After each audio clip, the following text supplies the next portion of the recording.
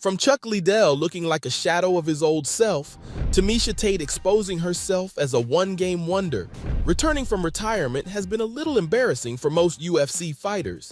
Stay tuned as I count down some of the UFC fighters that should have stayed retired. I'm going to start off strong with Chuck Liddell. Sometimes it's better to call it quits when you know things aren't going your way. And boy, did former light heavyweight champ Chuck Liddell have that opportunity. Back in the day, Chuck the Iceman was the ultimate UFC star. In 2005, he achieved his lifelong dream of becoming the light heavyweight champ by defeating Randy Couture. That was his ticket to glory. Unfortunately, every good thing must come to an end. In 2007, he faced off against Rampage Jackson and got knocked out. It was like the universe flipped a switch for Chuck. In his next 4 fights, he only managed to win 1, and to make matters worse, he got knocked out cold in 2 of them. After a little while, he retired. Just a year later, Chuck Liddell couldn't resist the temptation to make a comeback. He was scheduled to fight bitter rival Tito Ortiz, but after Tito's sudden injury, Rich Franklin became Chuck's opponent. The stage was set for a dramatic comeback, or so we thought. The fight didn't go Chuck's way at all. Rich landed a brutal hook that sent Chuck back to the retirement center. Ouch, talk about a harsh reality check. To make things worse, Chuck returned from retirement again. This time he fought Tito and he got knocked out again. Man, it's like deja vu. Chuck hasn't stepped into the octagon since then. And honestly, it's for the best. Chuck's not alone when it comes to embarrassing attempts at reviving his career. In the same boat, we have Carlos Condit. Announcing your retirement when you're close to your prime is a weird decision, but it is one that Carlos was eager to make. After his loss to Demian Maia in 2016, he retired, which took the UFC media by surprise. After all, 1 fight prior, he was so close to defeating the welterweight champ Robbie Lawler.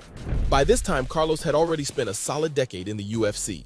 Can you even imagine the punches he's taken in that brutal career? It's no wonder he thought it was time to call it quits. Just a year later, the natural-born killer was back. He had a point to prove, and he did not look any different from when he retired. So they matched him up against Neil Magny in 2017. Let me tell you, Carlos was the fan favorite to win that one. The crowd was on his side, cheering him on. But guess what? He ended up disappointing everyone with an obvious defeat. Why stop at 1 when you can lose 2 more? Carlos went on to lose 2 more fights and was finally sent back into retirement in 2021 by Max Griffin. If you ask me, he would have been better off if he stayed retired.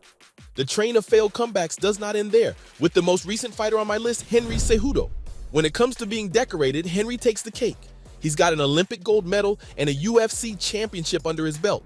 Talk about an impressive resume. He ended his UFC career on a high note, one that he surely didn't want to mess up. After defeating the bantamweight champ Dominic Cruz, he decided to retire, and it seemed like he had no intention of making a comeback.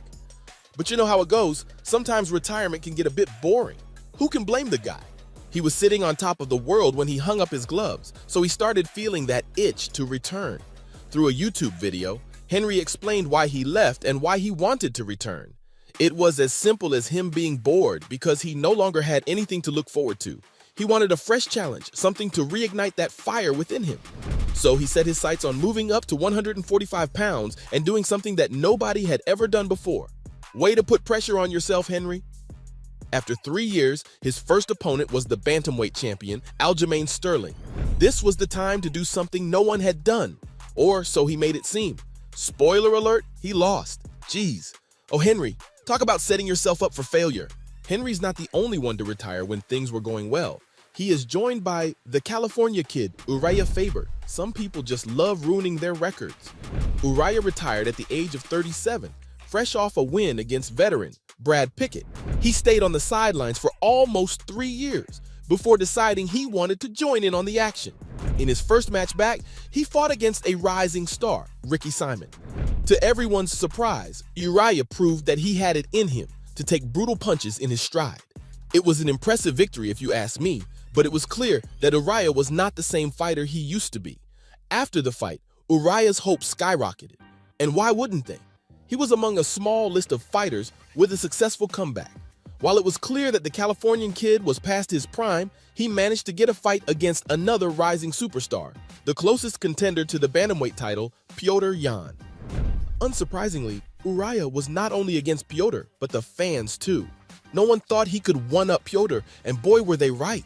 The The fight was difficult to watch, and it was a miracle that Ureya lasted until the third round. After being destroyed the entire fight, he was finally knocked out and has never come back to the ring since. Yikes. It's a harsh world out there, but I'm not sure what he expected as he neared 40. If you think it's bad returning to ruin your record once, just imagine doing it thrice.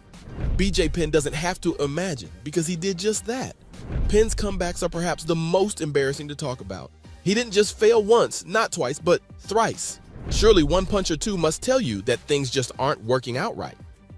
Penn first retired in 2011, which seemed a rash decision, especially considering how good he was.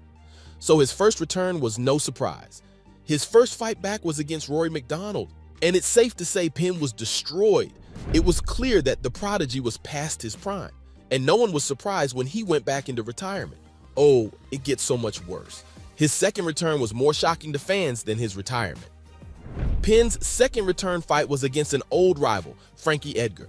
I could not stop cringing looking at the fight. It was just sad to see Penn try and fight, especially since he was obviously past his prime. Late in the third round, Penn was knocked out, and back into retirement he went. The first two were bad, but the third? Oh man, you guys are in for a treat. When Penn returned a third time, he suffered 4 consecutive losses, all against opponents he would have destroyed in his prime.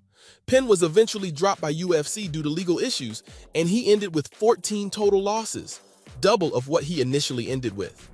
Penn is the best example for anyone who's considering coming back from retirement. Just don't save yourself from the embarrassment. Not everyone has terrible comebacks. Some like to spice it up by doing good initially and then messing it all up later. That was done by the one and only Miesha Tate.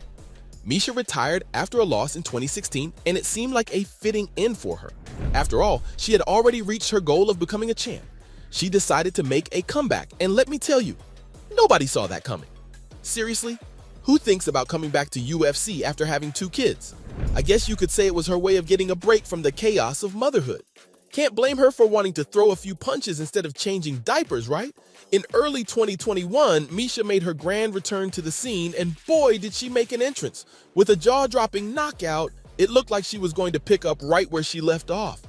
The excitement was through the roof. It was like she never missed a beat. But hold on just a minute. Her victory party didn't last long. Soon after that epic comeback, she stepped into the octagon not once but twice, and unfortunately, she lost both times. Ouch, talk about a harsh reality check. Ever since then, Miesha has been well out of the title race, which begs the question, should she really have come back? Returning from retirement seems like a terrible choice, and I definitely don't recommend it. From Miesha Tate showing herself as a one-game wonder to Chuck Liddell's repeated fails, those were just some of the UFC fighters that should have stayed retired.